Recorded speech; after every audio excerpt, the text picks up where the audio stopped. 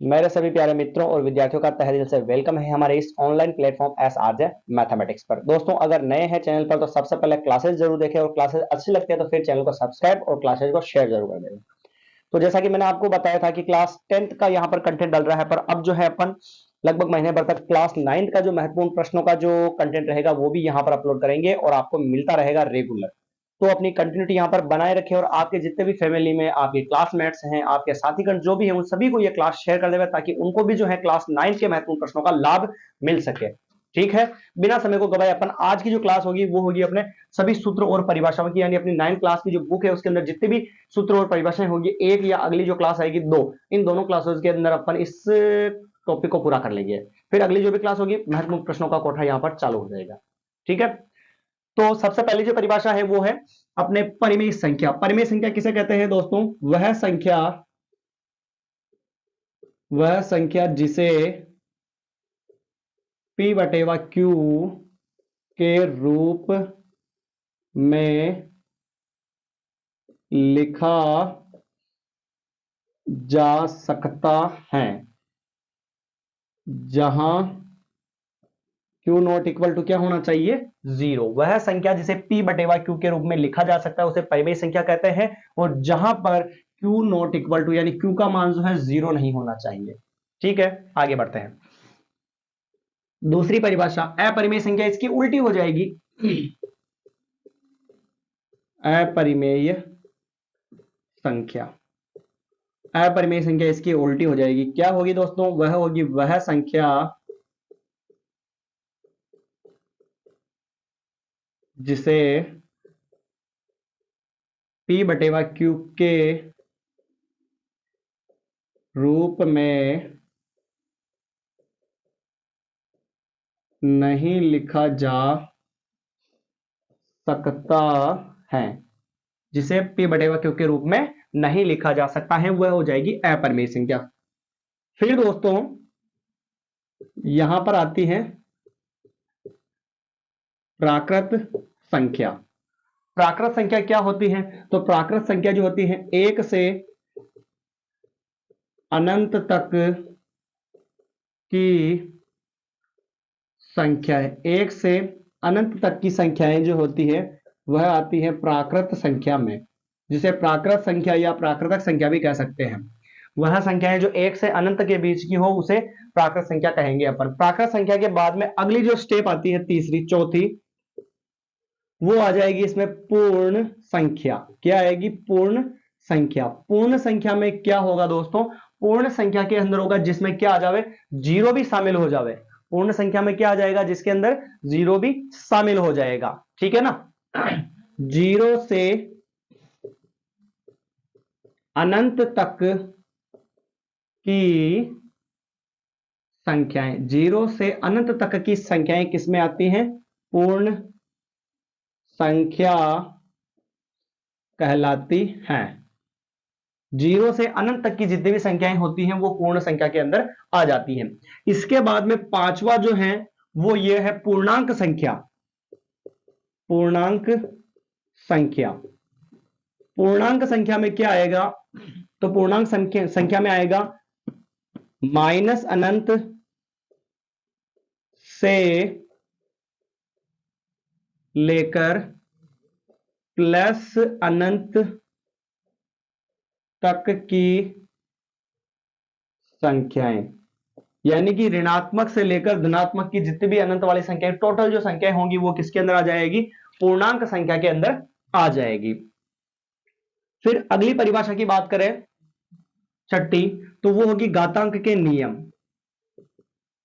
घातांक के नियम, घातांक के नियम में क्या आएगा? जैसे पहला नियम है ए की घात m इंटू ए की घात n, तो आंसर होगा ए की घात m प्लस n। फिर दूसरा ए की घात m भाजक b, ए की घात m भाजक ए की घात n, फिर बराबर आ जाएगा ए की घात m माइनस n। इसको ऐसे लिख सकते हैं अपन। ठीक है, फिर तीसरा जो नियम है वो हो जाएगा अपना ए की घात m इंटू बी की घात m, तो ये हो जाएगा a इंटू बी की होल पावर m हो जाएगा। ठीक है, ये हो चुका है अपना तीसरा नियम। चौथे नियम की बात करते हैं तो a की घात m और बाहर क्या आ जाएगा n, अगर तो a की घात m इंटू n अपन इसको गुणा करवा सकते हैं घातों घातों को। ये हो जाएगा घातांक नियम का चौथा नियम। अगली परिभाषा की बात करते हैं। अगली जो परिभाषा होगी वो होगी अपने इसके अंदर सर्व समीकरण। दूसरे चैप्टर या तीसरे चैप्टर के अंदर आती है सर्व समीकरण। सर्व समीकरण बोलना, सर्व समीकरण।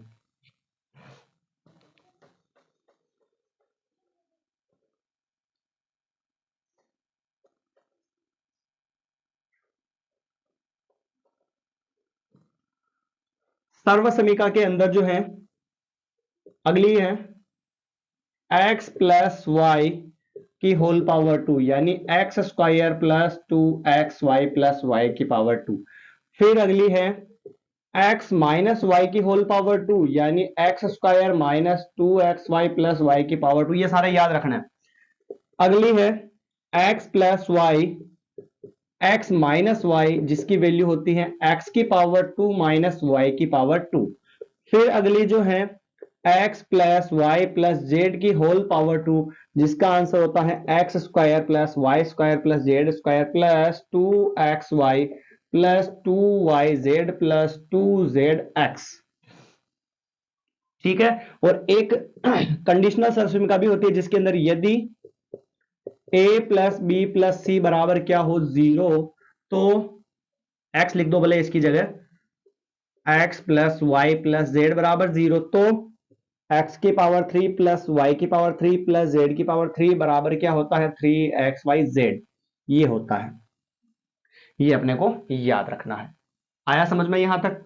कोई दिक्कत है भाई? नहीं है? चलिए आगे बढ़ते हैं। फिर आता है त्रिभुज। त्रिभुज की डेफिनेशन क्या होती है? तीन रेखाखंडों से घिरी बंद आकृति को त्रिभुज कहते हैं। तीन रेखाखंडों से घिरी बंद आकृति को त्रिभुज कहते हैं। तीन रेखाखंडों से घिरी बंद आकृति को त्रिभुज कहते हैं। और हाँ, अब त्रिभुज का नाम आया तो सबसे पहले अपन त्रिभुज की बात करेंगे। त्रिभुज के प्रकार कितने होते हैं, त्रिभुज के गुणधर्म क्या होते हैं, त्रिभुज के प्रकार कितने होते हैं और त्रिभुज के गुणधर्म कितने होते हैं। तो सबसे पहले तो बात करें त्रिभुज के गुणधर्म या विशेषताओं की। तो त्रिभुज जो है, त्रिभुज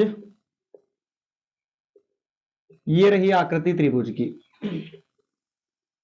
सबसे पहली बात तो कि त्रिभुज के अंदर कितनी भुजाएं होती है? तीन भुजाएं। और क्या होते हैं? तीन कोण। और कोणों का योग, कोणों का योग त्रिभुज के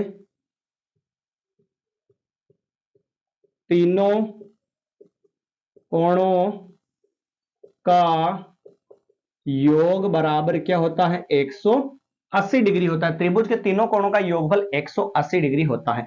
अब बात करते हैं त्रिभुज के प्रकार की कि त्रिभुज कितने प्रकार के होते हैं। वैसे त्रिभुज दो प्रकार से बांटे जाते हैं, एक तो कोणों के आधार पर त्रिभुज के प्रकार और दूसरा होता है भुजाओं के आधार पर त्रिभुज के प्रकार। कोणों के आधार पर त्रिभुज तीन प्रकार के होते हैं और भुजाओं के आधार पर भी त्रिभुज कितने प्रकार के होते हैं? तीन प्रकार के हो जाते हैं। तो सबसे पहले अपन जो है इसके अंदर बात करेंगे भुजाओं के आधार पर त्रिभुज कितने प्रकार के होते हैं और कौन कौन से होते हैं।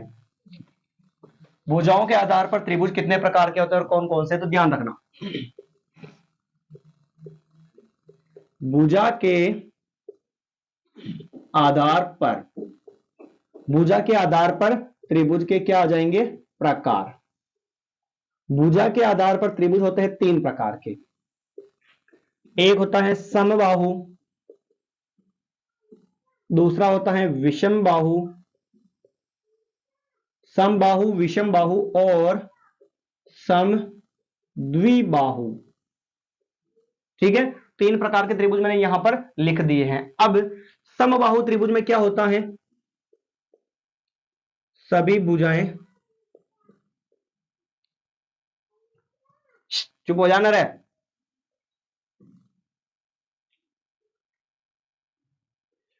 सभी भुजाएं समान, सभी भुजाएं क्या होती है, समान होती है। विषम बाहु त्रिभुज में क्या होगा, सभी भुजाएं अलग अलग, सभी भुजाएं क्या होगी, अलग अलग होगी। और समद्विबाहु त्रिभुज में जिसमें क्या होगा, दो भुजाएं क्या होगी, दो भुजाएं समान होगी। यानी डेफिनेशन क्या हो जाएगी समबाहु त्रिभुज की, कि एक ऐसा त्रिभुज जिसकी तीनों भुजाएं समान हो उसे कहते हैं समबाहु त्रिभुज, और एक ऐसा त्रिभुज जिसकी सभी भुजाएं हो अलग अलग उसे कहते हैं विषम बाहु त्रिभुज, और एक ऐसा त्रिभुज जिसकी दो भुजाएं समान हो उसे कहते हैं समद्विबाहु त्रिभुज। और ध्यान रखना दोस्तों, समद्विबाहु जो त्रिभुज होता है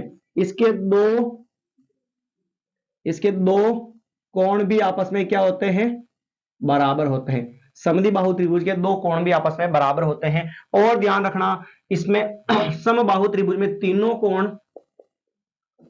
कोण क्या होते हैं, बराबर होते हैं। समबाहु त्रिभुज में तीनों कोण बराबर होते हैं, जिनमें से प्रत्येक कोण क्या होता है, प्रत्येक कोण क्या होता है, 60 डिग्री का होता है। यानी इसके तीनों ही कोण कितने कितने डिग्री के होते हैं, 60 डिग्री के होते हैं। समबाहु त्रिभुज का प्रत्येक कोण जो है वो 60 डिग्री का होता है।